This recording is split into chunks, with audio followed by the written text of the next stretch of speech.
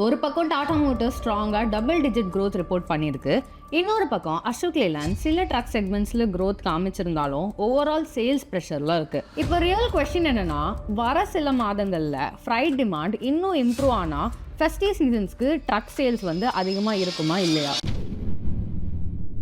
இந்தியாவோட commercial vehicles market இப்போ mix signals கொடுத்துட்ருக்கு. ஒரு பக்கம் டாடா மோட்டர்ஸ் ஸ்ட்ராங்காக டபுள் டிஜிட் க்ரோத் ரிப்போர்ட் பண்ணியிருக்கு. இன்னொரு பக்கம் அசோக் லேலண்ட் சில ட்ரக் செக்மெண்ட்ஸில் க்ரோத் காமிச்சிருந்தாலும் ஓவரால் சேல்ஸ் ப்ரெஷரில் இருக்குது. அப்போ ட்ரக்கிங் இண்டஸ்ட்ரியில் உண்மையாக என்ன நடக்குது? ஃப்ரைட் டிமாண்ட் இம்ப்ரூவ் ஆகுதா? ஃப்ளீட் ஓனர்ஸ் புதுசாக ட்ரக் வாங்குறாங்களா? எந்த செக்மெண்ட்டில் மார்க்கெட் ரெக்கவரியை ட்ரைவ் பண்ணுது? லேட்டஸ்ட்டாக சிவி சேல்ஸ் நம்பரை பிரேக் டவுன் பண்ணலாம். முதல்ல டாடா மோட்டர்ஸ் பார்த்தா மே 2026 டொமஸ்டிக் கமர்ஷியல் வெஹிக்கிள்ஸில் 19% இயர் ஆன் இயர் க்ரோத் காமிச்சிருக்காங்க. டொமஸ்டிக் சிவி சேல்ஸில் 25,872 யூனிட்ஸில் இருந்து 30,784 யூனிட்ஸாக இன்க்ரீஸ் ஆகிருக்கு. டோட்டல் சிவி சேல்ஸ் 17% க்ரோத்தோட 32,850 யூனிட்ஸ் ரீச் பண்ணியிருக்காங்க. இப்போ அசோக் லேலண்ட் சைடில் company total vehicle sales 14,923 units report பண்ணியிருக்கு. லாஸ்ட் இயர் சேம் மந்த்ல 15,484 யூனிட்ஸ்ல இருந்தது. அதனால ஓவரால் சேல்ஸ் 4% டிக்ளைன் ஆகிருக்கு. டொமஸ்டிக் மார்க்கெட்ல சேல்ஸ் பார்த்தீங்கன்னா 14,534 இருந்து 14,148 யூனிட்ஸ்க்கு குறைஞ்சிருக்கு. பஸ் சேல்ஸ் ஆல்மோஸ்ட் 39% டிக்ளைன் ஆகிருக்கு. 1,635 யூனிட்ஸ்க்கு வந்திருக்கு. இப்போ டேபிள் வைஸ் எக்ஸ்பிளைன் பண்றேன், சோ உங்களுக்கு பெட்டரா புரியும். Ashok Leyland medium and heavy commercial vehicle செக்மெண்ட்ல 13% க்ரோ ஆயிருக்காங்க.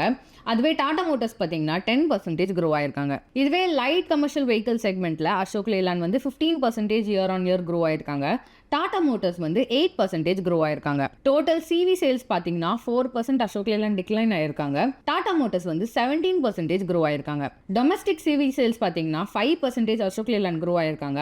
இதுவே டாடா மோட்டர்ஸ் 19% க்ரோ ஆயிருக்காங்க. ட்ரக் மார்க்கெட்ல ஸ்டோரி வேற மாதிரி இருக்குது. இது என்ன காமிக்குதுன்னா, long haul freight movement gradually improve ஆகுது. ஃப்ளீட் ரீப்ளேஸ்மெண்ட் டிமாண்ட் இன்னும் கொஞ்சமா திரும்பி வந்துட்டு இருக்கு. இது regional distribution, e commerce deliveries, last mile logistics எல்லாம் இன்னும் ஸ்ட்ராங்கா இருக்குதுன்னு காமிக்குது.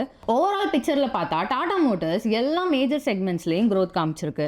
அதுவே அசோக் லேலண்ட் ட்ரக் பிசினஸஸ் நல்லா பெர்ஃபார்ம் பண்ணாலும் பஸ் செக்மெண்ட்ஸ்ல வீக்னஸ் ஓவரால் சேல்ஸா அஃபெக்ட் பண்ணுது. ரிகவரி எல்லா செக்மெண்ட்ஸ்லையும் ஈக்குவலாக தான் நடந்திருக்கு. அதனால தான் ஒரு கம்பெனி 17% க்ரோத் ரிப்போர்ட் பண்ணியிருக்கு. இன்னொரு company overall sales decline report பண்ணியிருக்கு. இப்போ ரியல் கொஸ்டின் என்னன்னா, வர சில மாதங்களில் ஃப்ரைட் டிமாண்ட் இன்னும் இம்ப்ரூவ் ஆனால் ஃபெஸ்டிவ் சீசன்ஸ்க்கு ட்ரக் சேல்ஸ் அதிகமாக இருக்குமா இல்லையா? அசோக் லேலண்ட் இந்த கேப்பை க்ளோஸ் பண்ணுவாங்களா? இல்லை டாடா மோட்டர்ஸ் 2026 கமர்ஷியல் வெஹிக்கிள் மார்க்கெட்டை டாமினேட் பண்ணிட்டு தான் இருக்குமா? உங்கள் வியூஸ் என்னங்கிறத கமெண்ட்ஸில் சொல்லுங்கள். தேங்க்யூ ஃபார் வாட்சிங்.